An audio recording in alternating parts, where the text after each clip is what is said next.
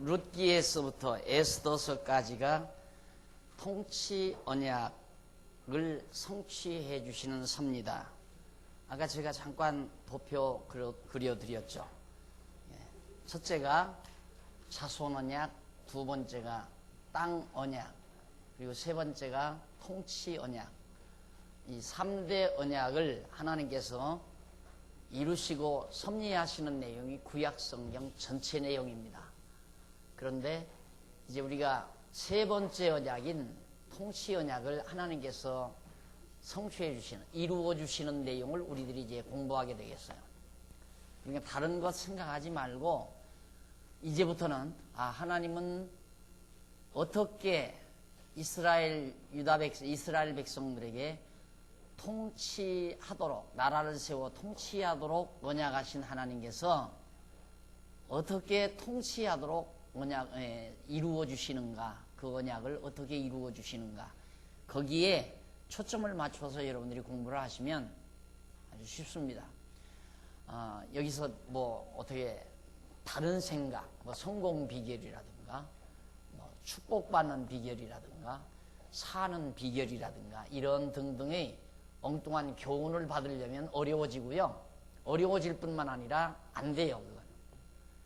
오직 여러분들이 초점을 맞출 건 하나님이 통치하도록 해주신다는 하나님께서 어떻게 통치하게 해주시는가, 나라를 다스리게 해주시는가, 이 부분만 초점을 맞추어 여러분들이 공부를 하셔야 한다. 그래서 넘어가 보시면은 1655페이지 밑에서 두 번째 줄 중간에 보시면 여호와께서 첫 아담에게 생육하고 번성하여 땅에 충만하라, 땅을 정복하라, 바다의 고기와 공중의 새와 땅에 움직이는 모든 생물을 다스리라는 실체적 언약을 명하셨다. 이것이 창세기 1장 28절입니다. 이 실체적 언약을 둘째 아담이신 예수 그리스도를 통하여 이루어 주시는 건데, 예수 그리스도는 장차 심판주로 재림하셔서 세상 모든 권세를 심판하시고 진멸하신다. 그리고 온 세상을 정복하셔서 천년왕국을 세우시고 스스로 만왕이 왕이 되어 온 백성과 세계 만물을 주관하시고 다스리신다. 그래서 택함받은 성도로 하여금 전능자 하나님이 언약대로 이루시는 여호와이심을 깨달아 알고 그를 경외하며 섬기게 하신다. 그리고 여호와를 찬양하라는 의미의 할렐루야 찬양을 부르게 하신다. 요한계시록 19장에 나오는 얘기입니다.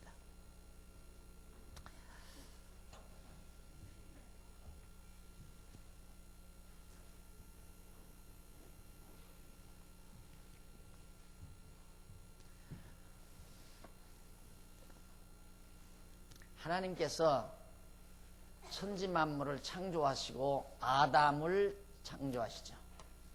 첫 아담을 창조해서 첫 아담에게 3대 언약을 해요. 첫 아담에게. 그것이 창세기 1장 28절 내용입니다. 창세기 1장 28절. 그 내용이 생육하고 번성하여 땅에 충만하라. 생육하고 번성하라. 내 자손이 생육하고 번성하라. 자손 언약이죠. 자손 번창할 걸 언약하죠. 그 다음 땅을 정복하라. 땅 차지하라 이 말이에요. 그러니까 이게 바로 자손. 그 다음 땅. 그 다음 이제 모든 만물을 다스리라. 통치. 이게 3대 언약이에요. 이건 아담에게 한 거죠. 아담에게. 저 아담에게 하신, 첫 아담에게 하신 하나님의 언약은 둘째 아담, 예수죠.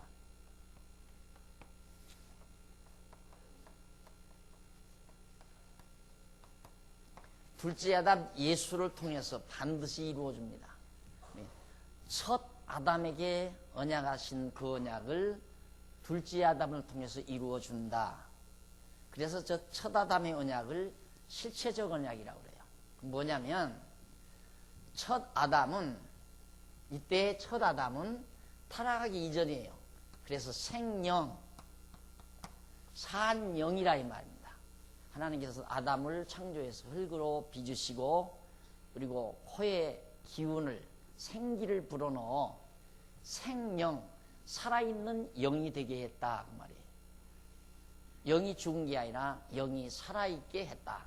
그래서 생명체인 아담에게 생육하고 번성하라 이 말이에요. 그러니까 아담의 생육 번성은 뭐냐면 실상 내용적으로 실제는 그 생령, 영적으로 생육하고 번성하는 걸 말하는 거예요. 영적으로 생육하고 번성하는 살아있는 영이니까. 그런데 아담이 타락했잖아요. 타락하니까 아담이 뭐가 됐냐면 죽은 영이 된 거예요. 죽었다. 먹는 날에 죽으리라 했을 때 아담은 선악을 알게 하는 과일을 따먹고도 실제로 육신은 900살이 넘도록 살지 않았어요. 아담이 오랜 동안 살았단 말입니다. 살면서 자손 낳고 살았어요.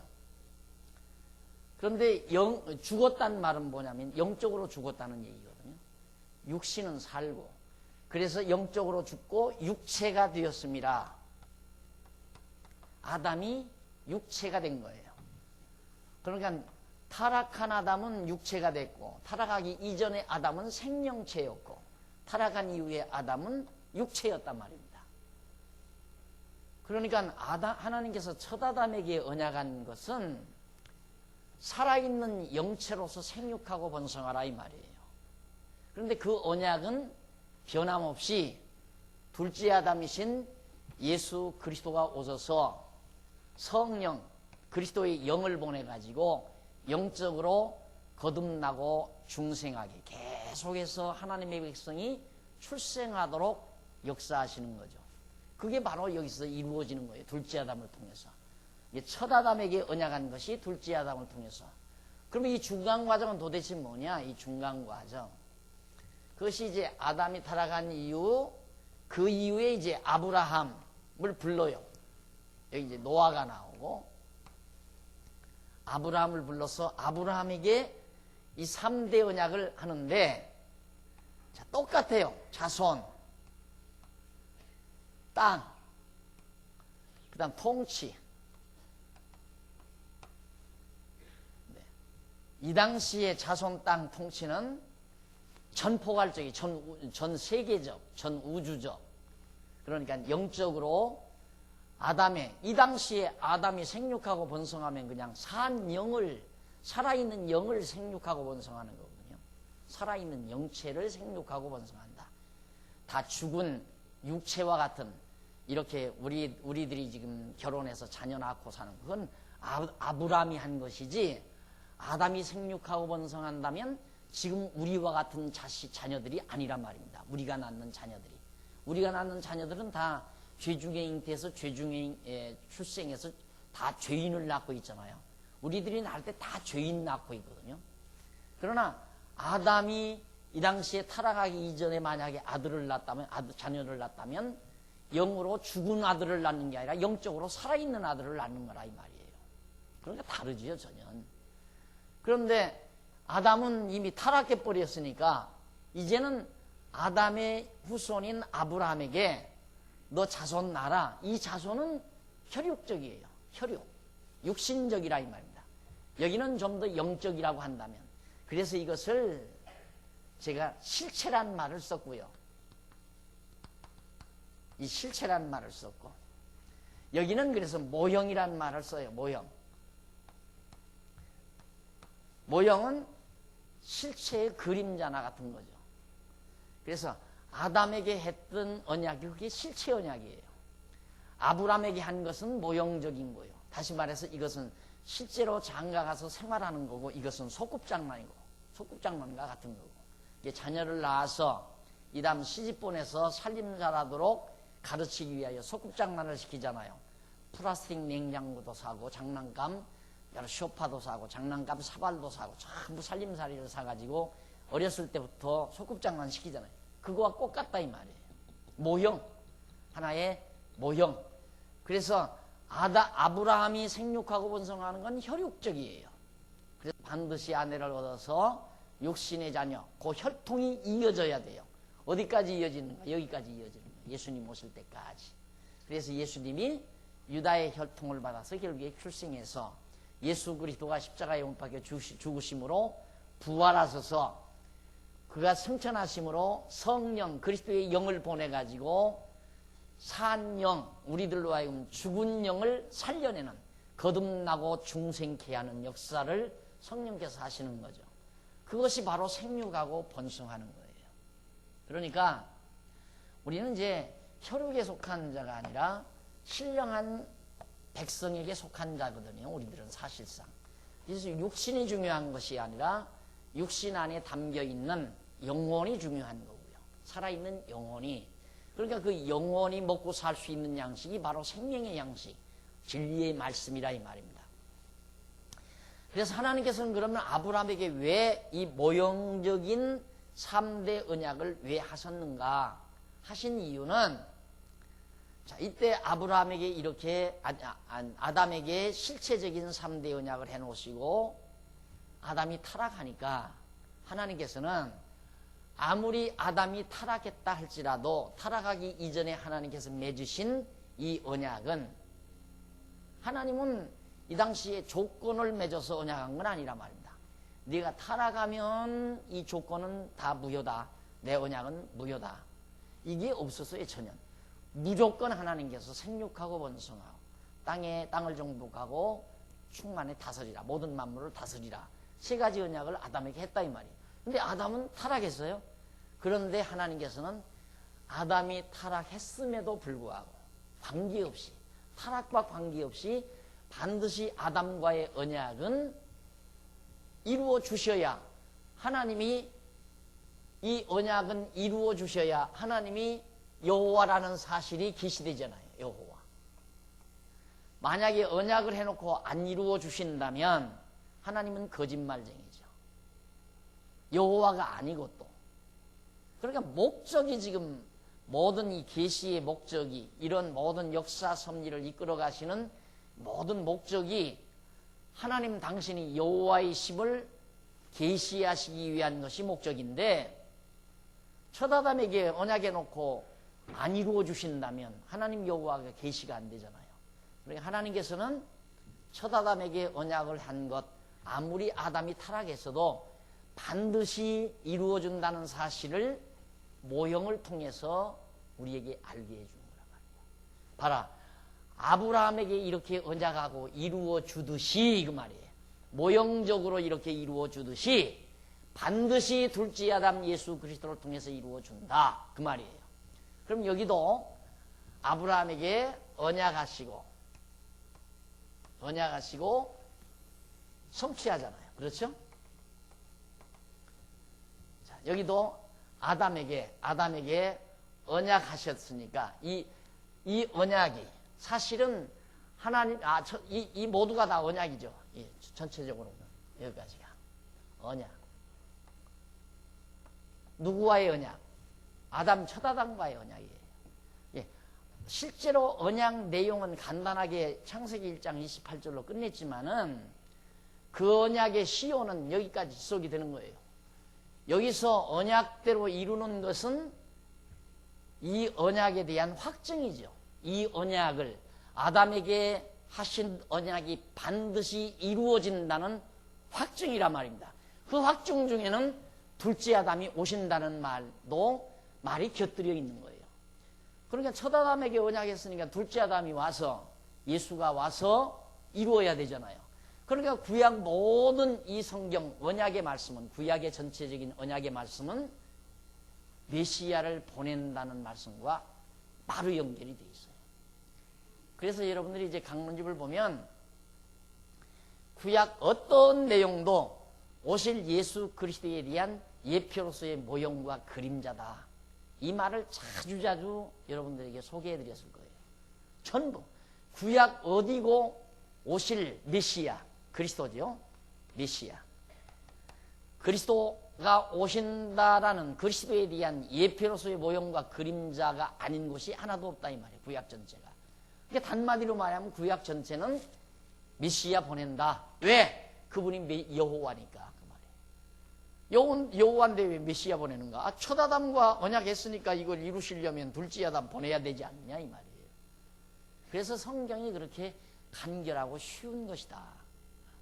이게 성경의 전체적인 지금 제가 여러분들에게 해드리는 말씀을 구도를 그렇게 딱 머리에 담고 부분을 찾아서 정리하기 시작해야 성경이 아까 말씀드린 대로 구슬알처럼 땡그랗게 남지, 이 전체적인 틀이 정리가 안 되면 산만해요. 복잡하고 산만하기만 하다 이 말이에요.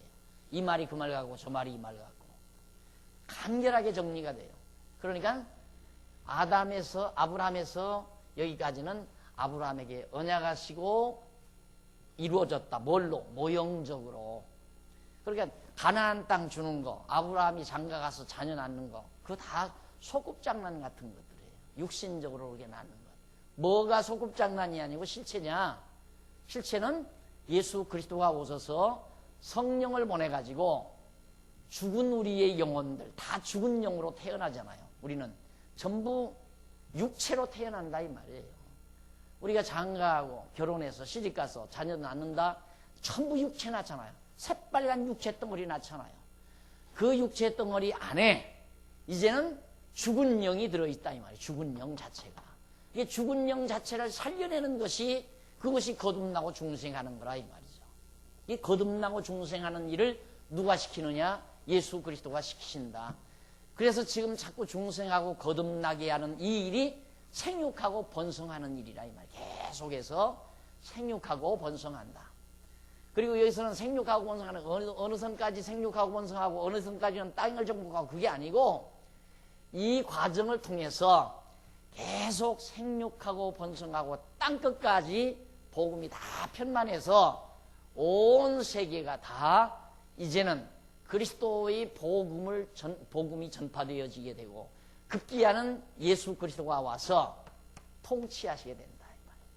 둘째 아담이 통치를 하신다. 이게 이제 신약 시대의 이언. 그리고 우리가 자꾸 예수 재림 그러잖아요. 예수님 재림하신다. 뭐하러 재림하시는가? 다스리시려고, 통치하시려고. 그런데 이 다스리는 거 그러면 영원한 다스림인가? 아니에요. 1천년 동안 다스린 다음에 그냥 영원세계, 이제 영원세계로 들어요. 저기 영원세계듯이.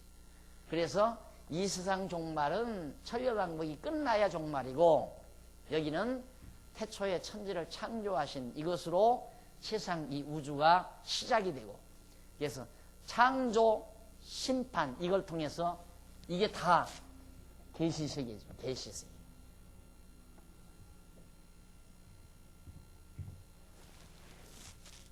계시. 뭐에 대한 계시? 하나님이 여호와이시다라는 사실에 대한 계시. 그래서 오늘 우리는 이 세상에서 일어나는 모든 우주 만물, 만사, 사건, 이런 것들을 통해서 뭘 배워야 되는가? 하나님이 여호와이시다라는 걸 배워야 된다. 지금 이라크 전쟁이 일어나는 것을 보고도 야, 진짜 하나님은 여호와이시다. 이걸 배울 수 있으면 성도대학 지금 3학년쯤 되죠. 한 3학년쯤. 4학년이라면 4년 다녀야 졸업한다면, 이라크 전쟁을 보면서도 하나님 여호와이심을 배운다면 3학년 정도는 돼요. 곧 졸업반에 들어갈 수 있어요. 그렇게 만사가 다. 또 뿐만 아니에요. 내가 건강할 때나 병들었을 때나, 내가 사업이 잘 될 때나 사업이 망할 때나, 어떤 경우를 놓고도 하나님이 여호와이심을 배우는 사람은 거의 졸업반에 가까운 사람이에요. 다 이 세상 여호와 하나님 배우기 위해서 사는 거예요. 왜? 이 세상 만사가 계시가 목적이니까. 이게 목적이라니까요. 목적. 목적이면 나는 이 세상에 지금 던져져서 지금 21세기 여기서 살고 있는데 내가 여기 왜 사는가? 이 하나님의 섭리 과정을 보고 여호와 하나님 배우라고 나를 이 세상에 보낸 거 아니냐 이 말이죠. 그 이상 다른 목적이 뭐 있어요? 한번 목적 말해 왜 사느냐고. 아무도 지금까지 대답한 사람이 없어요.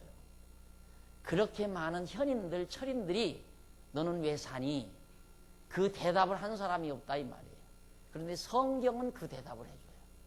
그래서 내가 미치는 거 아닙니까? 이야, 진짜. 소크라테스가 첫째 질문이 뭔가? 너 왜 사니? 그게 철학의 대부 아니에요? 철학의 대부. 너 왜 사니? 이 말 대답할 사람이 아무도 없다 이 말이에요. 그러니까 지난번 얼마 전에 그 거지숭 거지성 이름 뭐죠? 중광성 얼마나 비소하는 삶을 살았습니까? 그가 완전히 예술계도 미술계도 완전히 똥칠해 버렸죠. 완전 무슨 그림이냐 이게. 뭐 여기 뭐 완전히 냉소주의에 첨단을 걷던 사람이에요. 그가 죽으면서 남긴 얘기 그랬다고 그러잖아요. 공연이 왔다 간다고. 공연이 왔다 간다. 쓸데없이 왔다 간다 이거예요. 이 세상. 여러분들 공감 가니까 웃잖아요. 사실이지. 쓸데없이 왔다 가지. 뭐하러 왔다 가 여기를. 쓸데없이. 여러분 공연이 아무 쓸데없이 어디에 택지에 가서 갔다 와 돌아오면 나 공연이 여기 갔다 왔네. 목적 없이 갔다 왔으니까 공연이 갔다 온 거죠. 명언이에요. 명언. 난 그 중광 스님의 말이 명언이라고 생각해요. 진짜 명언.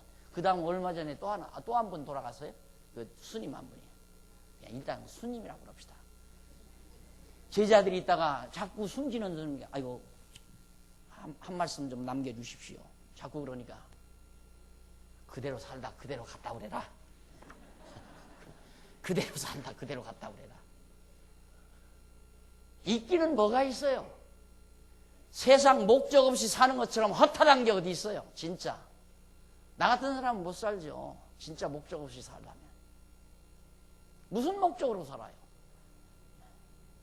그러니 성경에서 이처럼 확실하게 사는 목적이 주어지니까 야, 하나님께서 나를 7, 80년 이 세상 보낸 이유는 그동안 살면서 하나님이 여호와이심을 배우게 하려고 나를 이 세상에 보냈구나. 열심히 배우자. 하나님 여호와이심을 열심히 배우자. 사업하면서도 배우고 목회하면서도 배우고. 내가 그러니까 목회도 난 목적이 아니라고 그러잖아요. 장안중앙교회 목사가 장안중앙교회 목회하는 게 목적이 아니에요. 이 목회를 통해서도 하나님 여호와 배우는 거죠. 그게 내 목적이에요. 진짜. 만약에 목회가 목적이라면 나 이렇게 목회 안 하죠. 나도 전임부대 아주 그냥 전용부대 몇 사람 더 놓고 막 전도하고 해서 부흥을 시키지. 쉬운 말로. 요즘 부흥 시키듯이. 선전 하나도 안 하잖아요. 요즘 뭐 인터넷에다가 나 그거 다 뭐 시대니까 다 그런다고 하지만 시덥잖아요. 그거 다 솔직히. 다 하나님께서 바울 보세요. 바울 마게도냐 또 가니까 와서 듣기로 작정된 자들은 다 와서 듣고 믿더라. 뭐가 답답해요? 답답할 거 하나도 없잖아요.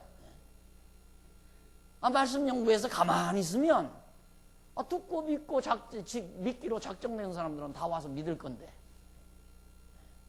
그게 사실 이 주차장만 이렇게 하는 것도 날더라. 목사님 뭐 얼굴이 새까맣네요. 주차장만도 나오네. 십장로를 좀 한다고 그랬다.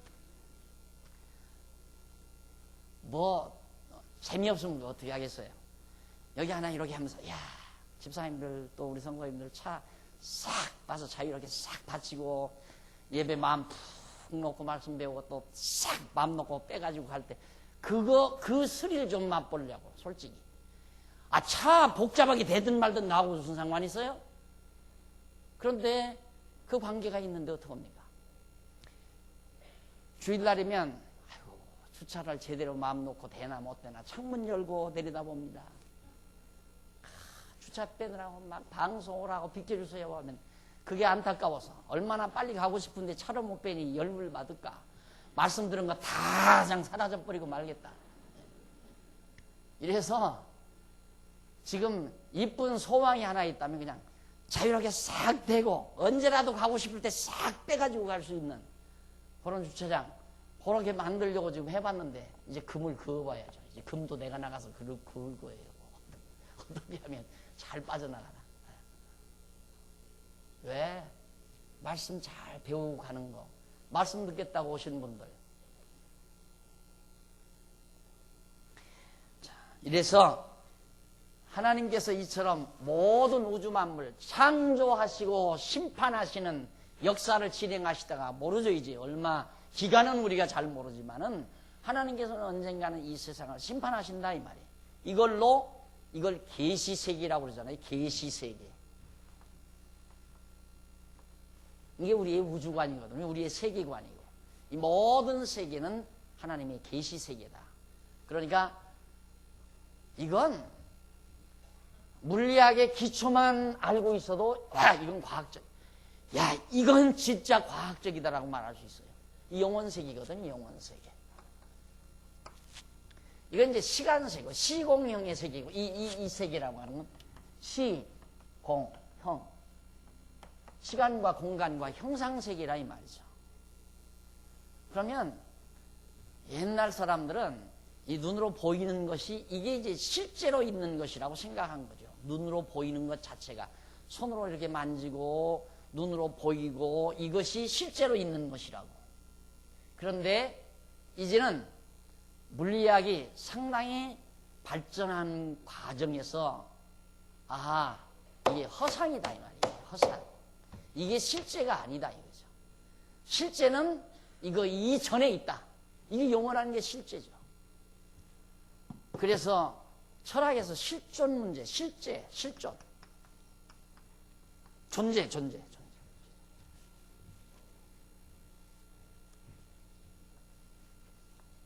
왜 사니 하는 문제나 그 다음 존재 문제. 너는 뭐냐? 왜 사니? 존재한다는 게 도대체 뭐냐? 그게 철학자들의 질문이에요. 그래서 이걸 아무리 상상을 해도 잘 모르니까 그걸 과학의 세계로 빼돌린 거예요. 존재를 확인하기 위해서. 그래서 물리학을 연구한 거죠. 연구해서 계속해서 하다가 보니까 이걸 물질을 분해하다 보니까 없어져 버리고 말아요. 아무것도 없어져 버리고 만다 이 말입니다. 분명히 있었는데 이게 있는데 이걸 분해해보니까 뭔가 나올 줄 알고 분해하고 계속 분해하다 보니까 아무것도 없이 없어져 버리고 만다 이 말이에요. 뭐냐 이거? 허상 아니냐 이거? 그래서 황당해진 거죠. 물리학도. 그러니까 결국 영원하다는 게 뭐냐? 영원하다는 것은 시공형의 기초예요. 이게. 영원한 것이 존재하지 않으면 시간과 공간과 형상적인 건 존재하지 않아요. 실제도 그러잖아요. 우리가 이런 물체도 뭐에 의해서 지금 욥기서에 보면 그 말이 나와요. 누가 땅에 기둥을 세웠느냐. 욥한테 하나님께서 엄마 너 땅에 기둥 세우는 거 너 봤어? 욥한테. 욥이 지가 어떻게 볼 거요? 땅에 기둥 세웠단 말은 땅이 왜 이렇게 가만히 이렇게 딱 이렇게 있느냐 이거죠. 어디다 매달아 놓고. 벌써 욥기서에 보면 땅이 공중에 이렇게 둥둥 매달려 있다고 벌써 말하고 있어요. 욥기에는. 그런데 그 이유, 그 얼마 이후에 이 지구가 둥글다는 건 나중에야 발견했잖아요. 성경은 거의 3,000년 전, 3,500년 전 모세 때 사람이거든요. 욥이 대개 모세 때 사람으로 막 얘기를 하는데 모세 때 사람이면 우리 지금으로부터 3,500년 전이에요. 3,500년 전 벌써 땅덩어리가 이렇게 둥그렇게 공중에 매달린 걸 얘기했다 이 말입니다. 그러면서 이 땅 기둥 누가 세웠는지 아느냐 묻잖아요. 기둥 누가 세우긴 하나님께서 이 공중 아무것도 없는 허공에다가 다 이렇게 둥글둥글 매달아놨는데. 그러니까 보이지 아니하는 아무것도 만질 수 없는 이 허공이 지구를 딱 이렇게 고정시켜 놓고 있는 거예요. 그러니까 보이지 아니하는 손으로 만질 수 없는 이런 모든 영원한 것 자체가 시공형의 것들을 가능하게 만드는 것이다. 그래서 영원한 것을 시공형의 것으로 우리에게 보여준 것이다. 이 말이에요. 보여준 것이다. 이것이 우리의 우주관입니다. 기독교 우주관. 영원을 모르면 안 되죠. 아직 제가 영원이란 무엇인가 글을 남겨놓고 있습니다. 영원이란 무엇인가라는 글을 쓴다면 제 아마 글을 이 붓을 놓는 날일 거예요. 그거 하나 마지막 써놓고 이제는 붓을 놓으려고 그렇게 마음은 그렇게 먹고 있어요. 물론 지금 써도 되는데 그 노하우로 남겨놔야죠. 하나 남겨놔야 날 무시하지 않을 거 아닙니까? 다 써놔버리면 채요, 발길로. 그래서 그건 꼭꼭 숨어라, 머리카락 보인다고 제가 강의만 하지 글은 안 쓰잖아요. 그거 쓰는 날이면 저 이제 필봉 넣는 날이에요. 이제 성경 강론 다 쓰고, 그다음 만약에 건강이 유지되면 성경 성경 신학 서론 강론 써놓고, 그리고 몇 편의 중요한 글 몇 개 더 쓰고 나서, 그리고서 이제 최종적으로 영원이란 무엇인가. 그것은 모든 학문에서 가장 핵심적인 내용입니다. 영원에 대한 이해가. 우리 신학의 이 곁길로 흐름도 영원에 대한 이해 때문에 잘못되게 된 거예요. 영원을 잘못 이해해가지고. 네, 우리는 아주 너무너무 정확하죠. 그래서 이 세계는 계시세계다. 시공령으로 표현된 계시세계다. 목적은 우리에게 하나님 여호와이심을 알게 하기 위해서 달도 뜨고 해도 뜨고 비바람도 불고 꽃도 피고 열매도 맺고 동산에 피어나는 진달래꽃을 보고도 하나님 여호와의 솜씨를 볼 줄 아는 삶, 이것이 곧 우리의 삶의 진지함이라는 걸 기억하시면 되겠습니다. 자, 이렇게 해서 이제 하나님께서 둘째 아담을 통해서 반드시 이루어 갈 것을 하나님께서 우리에게 보여주시려고, 그렇게 해서 어떻게 하나님이 여호와이심을 깨닫고, 그리고 최종 여호와를 찬양하라 이거죠. 여호와를 찬양하라.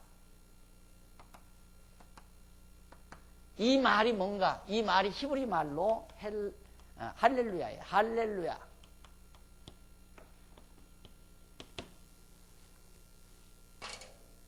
천국 가서 부를 노래는 아주 단마디예요. 할렐루야 뿐이에요. 할렐루야, 할렐루야. 찬양도 있죠. 그 할렐루야. 여호와를 찬양하라. 왜? 그렇게 위대하고 광대하고 그렇게 영광스러운 분이기 때문에 찬양이 안 터질 수가 없죠. 그래서 결국 이제 천국이 뭐냐면 찬양, 이게 이제 찬양의 내용인데, 찬양이 가능해지려면 우선 알아야 되죠. 내용을 알아야 돼요. 그리고 알고 그 내용에 대한 감동이 와야 돼요. 와 하는 감동이. 그 감동이 온 다음에 이제 찬양이 나오는 거거든요. 그러니까 찬양이 있다는 사람은 행복한 사람이에요. 지금도 그러잖아요. 우리가 지금 이렇게 세상을 살아가지만 마음에 노래가 있는 사람은 행복한 사람이에요. 마음에 노래가 없는 사람은 삭막한 사람이에요. 항상 증오와 욕심, 미움 이런 것들로 마음이 꽉 차 있으면 불행한 사람이죠. 그러나 마음에 아름다운 노래를 간직하고 사는 사람은 행복한 사람이에요. 그래서 노래라는 그렇게 참 아름다운 거거든요. 그런데 하나님께 대한 찬양을 우리가 간직하고 산다는, 거기가 천국이에요. 하나님 나라 가서 뭐 하는가? 찬양하고 사는 거죠. 찬양하고. 지금 우리는 너무 무뎌가지고, 육체의 감각이 무뎌가지고 그 감각이 오래가지를 못해요. 영원하지를 못하다고 말해요. 영원하지를. 이 감동이 영원하면 얼마나 좋겠어요. 여러분 막 이런 생애 이렇게 살아온 동안 와 하고 감동할 때 있었잖아요. 그 감동이 지금까지 지속이 된다면 얼마나 좋을까? 지속이 안 돼요. 왜? 공간 세계고 시간 세계이기 때문에 잠시 멈춰요. 잠시로 끝나요. 예? 여러분 지금 벚꽃 만발합니다. 만발해도 아마 안 그러면 저도 벚꽃 구경 벌써 나갔을 거예요. 애들 데리고. 근데 별로 안 나가잖아요. 왜? 그 나가서 딱 보는 순간 와 하고 나면 그 다음 없어져 버려. 그 다음에는 그냥 벚꽃 화내도 그냥 또 아이 저거보다 저거에 덜 폈다 이러고 가는 거예요. 그냥 벌써 다 사라져 버리고. 그것이 우리의 타락성이에요. 우리의 타락성. 그런데 벚꽃이 나에게 안겨다 주는 감동이 하나님이 여호와라고 하는 사실을 알게 된 이 감동을 앞지른다면 10번도 100번도 내가 나가지요. 10번도 100번도 나가지요. 설악산 단풍이 하나님을 여호와로 알고 깨달은 감동을 앞지른다면 설악산도 한 1년에 몇 차례씩 내가 찾아가죠. 그러나 그건 잠시예요. 하고 나면 올 때 어떻게 오는지 알아요? 제가 다 경험해 봤어요. 집사님들 모시고 뭐 이렇게 또 벚꽃 구경 시켜드린다고 수고했다고 다 모시고 갑니다. 그럼 막 좋다 그래요. 올 때 침실을 흘리면서 다 그래. 그게 무슨 짓이야 그게? 올 때도 확 와야 되잖아. 확. 그 순간 그 몇 분 인간이 그렇게 살면 이렇게 이 감정이 업다운이 많이 되게 되면요 사람이 삭막해져요. 막 좋았다가 막 시들었다가 이렇게 돼요. 사람이 잔잔해야죠. 감동이 잔잔하게 흘러야지. 하나님을 여호와로 아는 이 감동이 우리 마음속에 잔잔한 시내처럼 쫙 그 감동이 흘러내려야 그래야 평온한 삶을 사는 거죠. 폭풍처럼 와 했다가 그냥 막 피곤하다가 막 시들시들했다가 그렇게 되면 감정이 잔잔한 게 아니에요. 허탈하죠. 돌아오고 나면 아이고 피곤해 죽겠네. 구경 갔다 와서 피곤하다 이거예요. 그러니까 가도 알고 안 가도 아는 벚꽃을 가서 직접 보아도 즐겁고 안 보아도 즐겁고 단풍을 가서 직접 보아도 즐겁고 안 보아도 즐겁고 그것이 하나님을 여호와로 아는 놀라운 감동, 할렐루야 찬양을 끊임없이 영원토록 부를 수 있는 감동. 그러니까 그 감동이 얼마나 오래 가느냐에 따라서 자기의 성숙도가 측정이 가능하다. 그 말입니다. 그 다음 이제, 자, 그러면 제4장 통치언약 성취 섭리, 이 섭리 다음에 밑에 하위 주제로 제1절 통치언약을 하려면, 통치언약을 이루시려면 왕국을 세워야 되잖아요. 그렇죠? 왕국을 세워야죠. 그래서 다윗 왕국의 창건 내용이 룻기에서부터 사무엘 상하까지 나옵니다.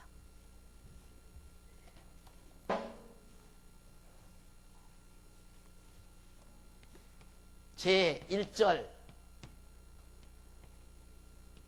다윗 왕국의 창건. 왕국을 세워야 다스리게 해주잖아요.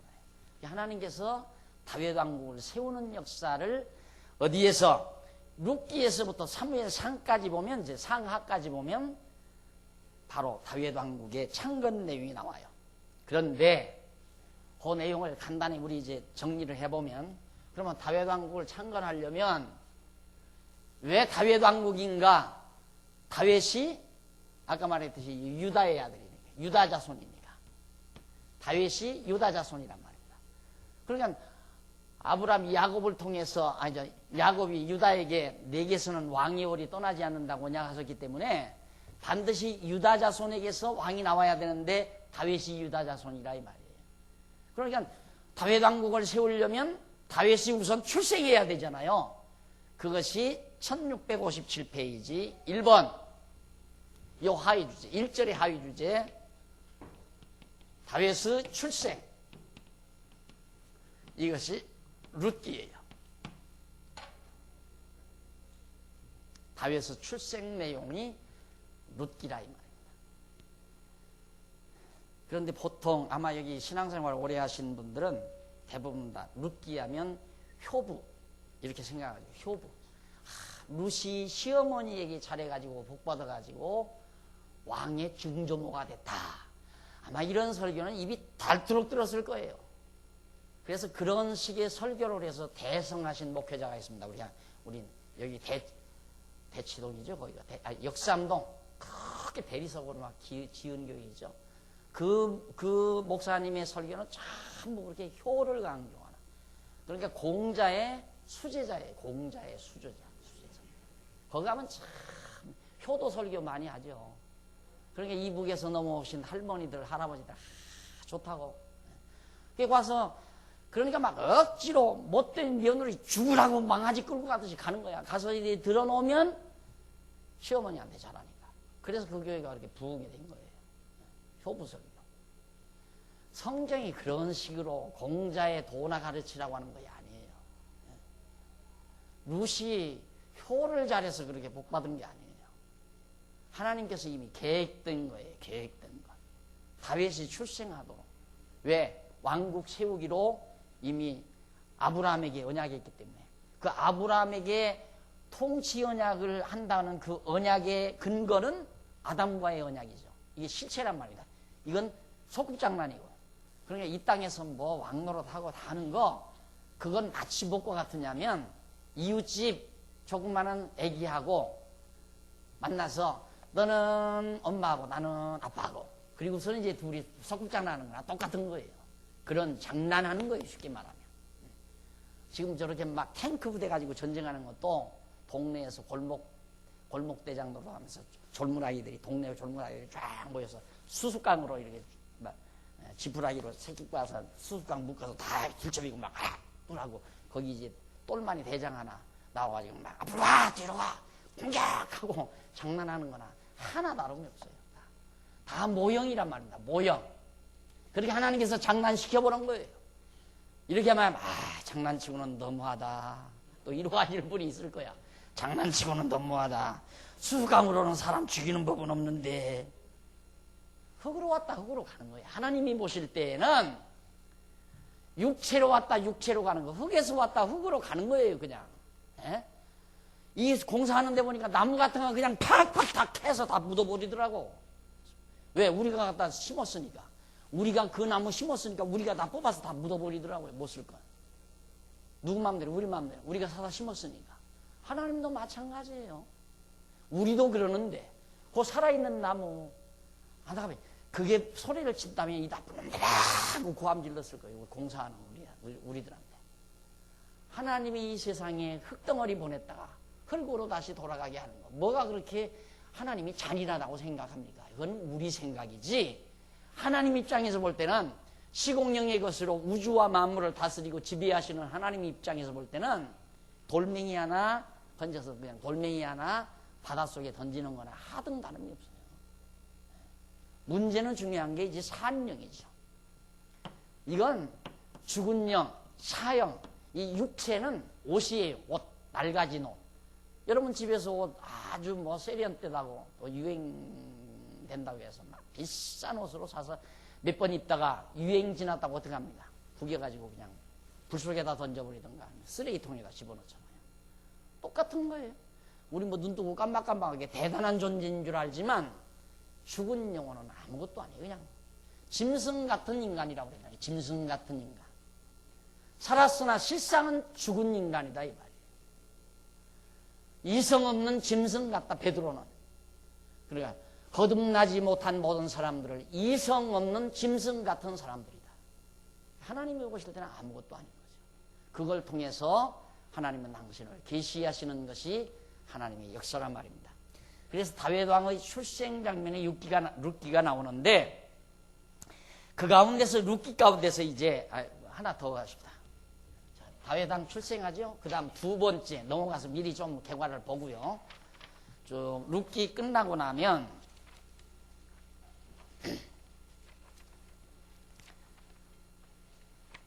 몇 페이지 나옵니까? 룻기.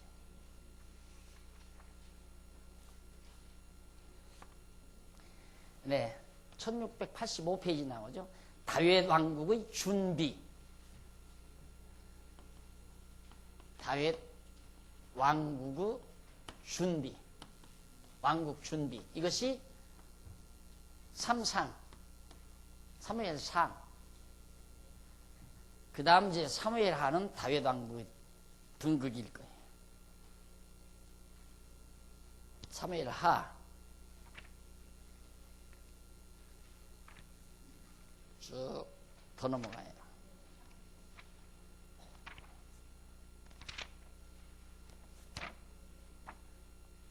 한참 가죠?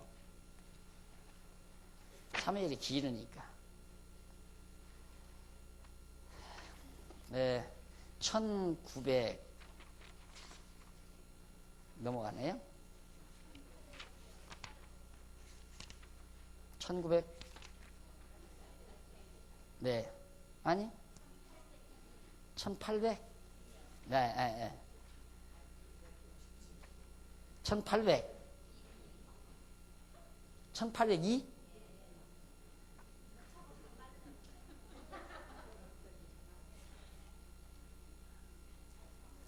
사무엘상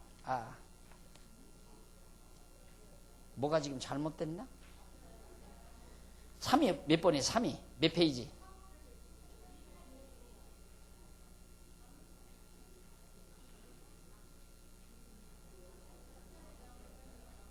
1802 네, 다윗 왕국 건립 3상 16장부터네. 이게 15장 3상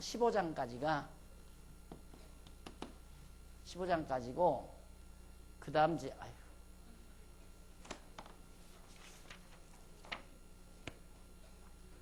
네 16장부터 사무엘상 16장부터 다윗 왕국의 건립 사무엘하 10장까지 다윗 왕국의 건립 3상 16장부터 3하 10장까지 그 다음 뭡니까?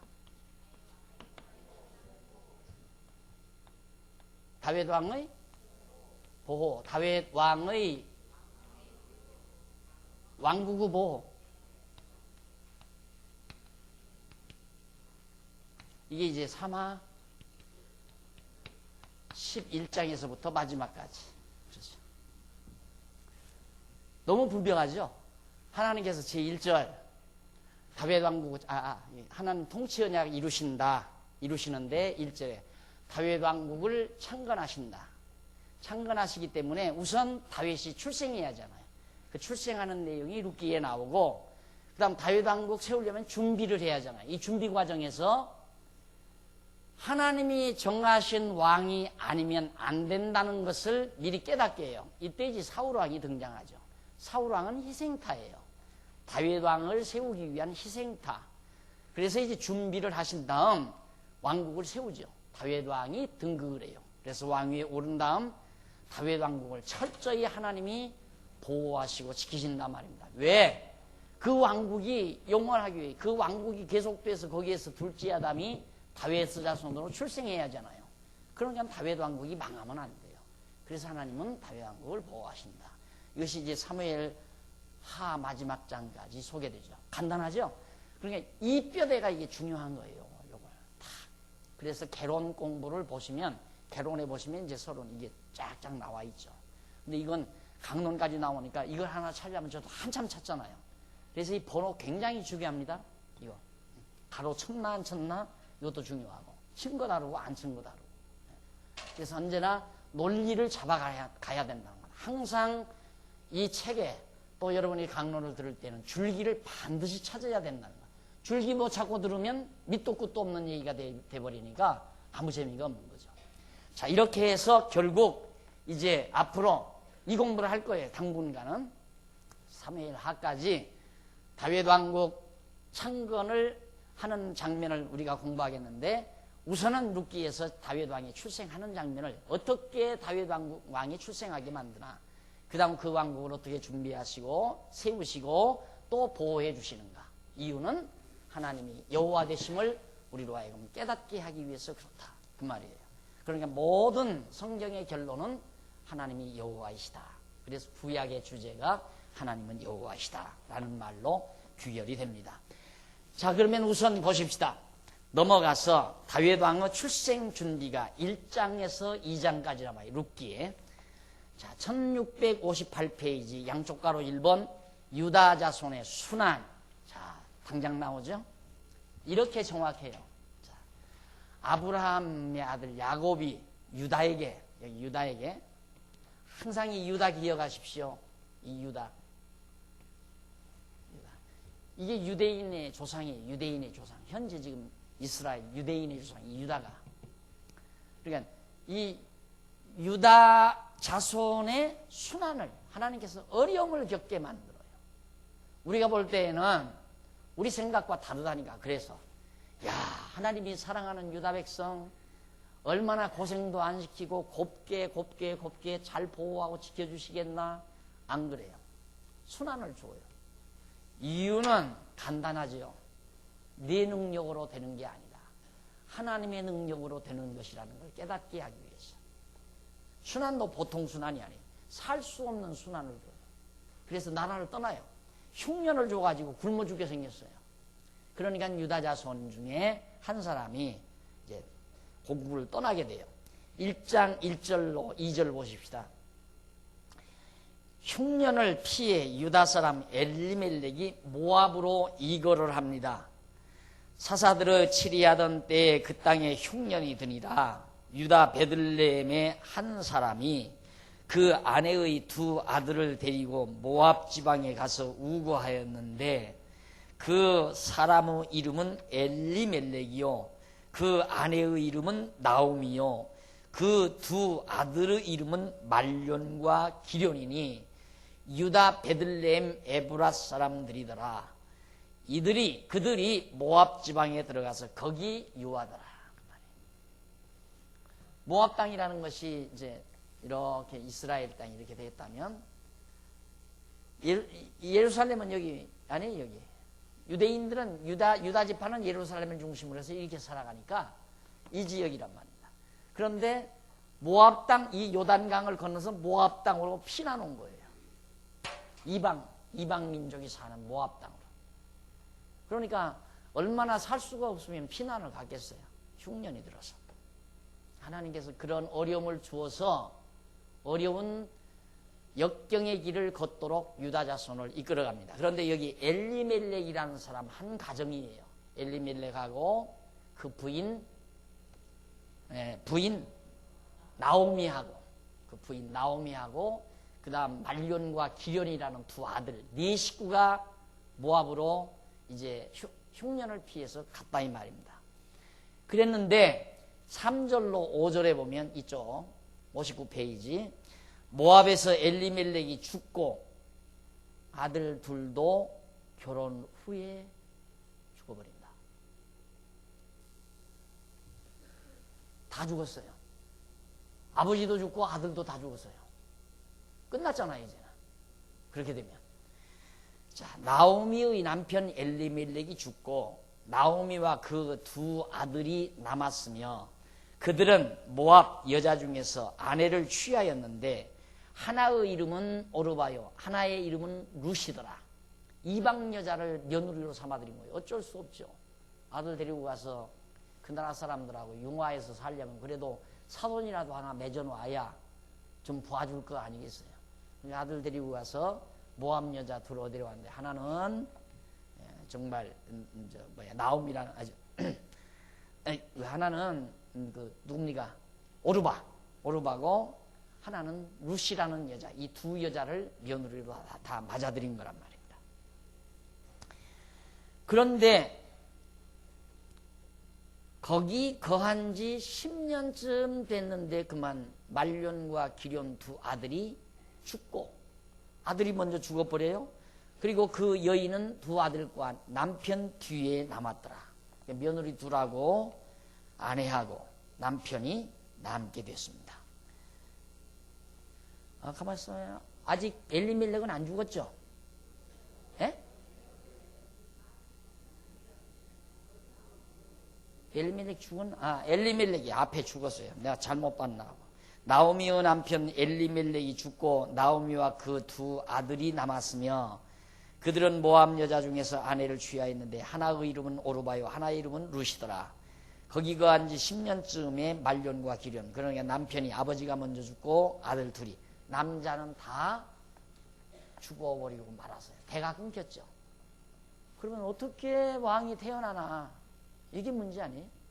다윗 왕이 출생이 돼야 되는데 아들이 다 죽어버렸으니 그것이 꺾어진 갈대라 이 말이에요. 꺾어진 갈대, 꺼져가는 등불. 집안이 다 꺼져가지요. 그리고 집안이 다 꺾어져 버렸어요. 거기서 하나님이 일으키시는 역사가 있어요. 그래서 여러분 성경에 보면 철저히 혈통을 위주로 하는 것 같지만은 그 이면에 빈틈이 있어요. 혈통이 그렇게 중요하지 않아요. 그래서 예수님도 그랬잖아요. 우리가 아브라함 자손이다 하고 바리새인들이 자고 하니까 웃기지 말라.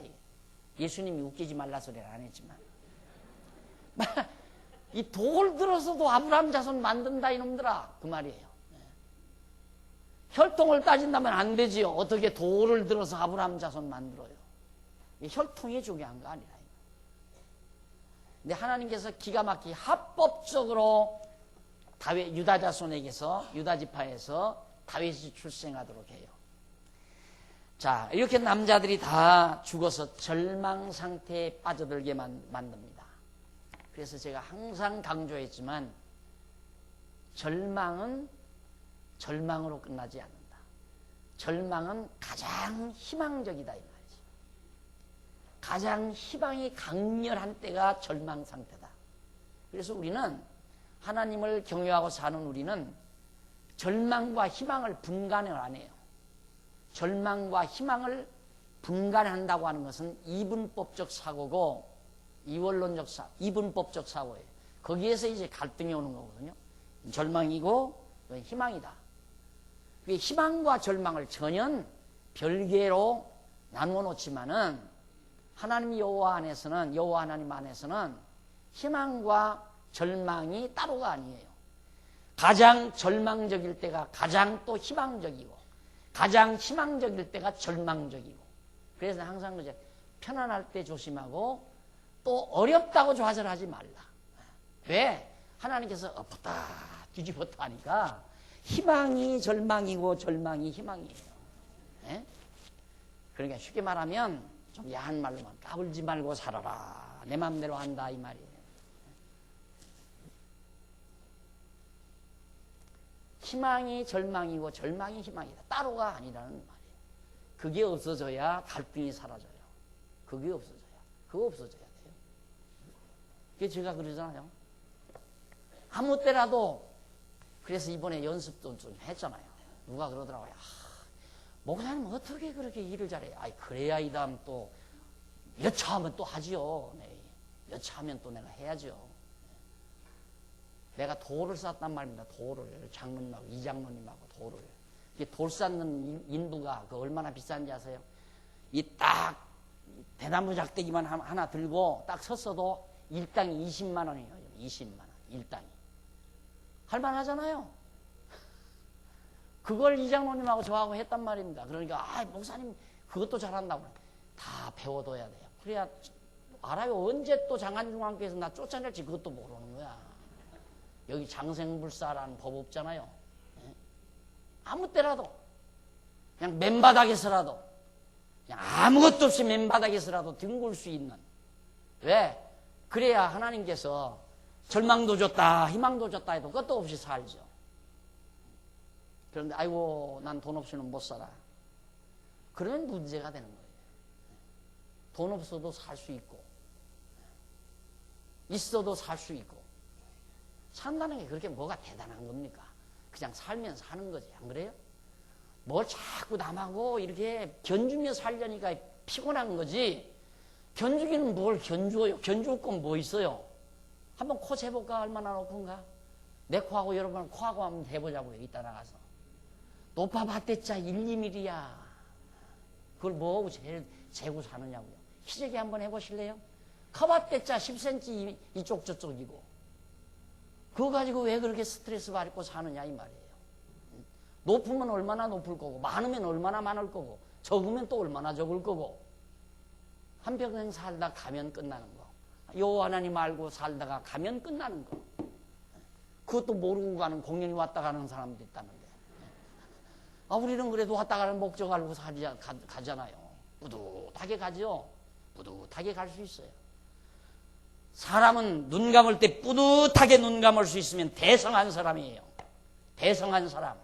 안 죽으려고 이를 바락바락 가는 사람이 처절하고 불쌍한 사람이지. 뭘 이갈아요, 이갈기는. 아쉬워서. 천년말년 살려.